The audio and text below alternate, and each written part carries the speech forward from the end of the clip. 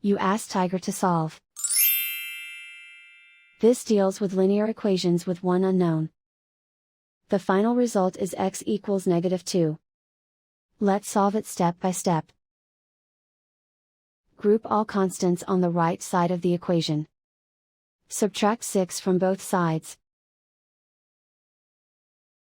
Simplify the arithmetic.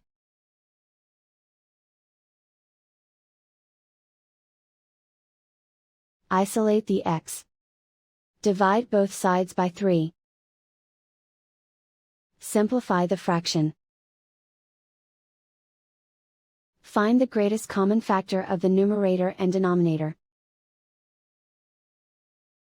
Factor out and cancel the greatest common factor. And so the final result is x equals -2.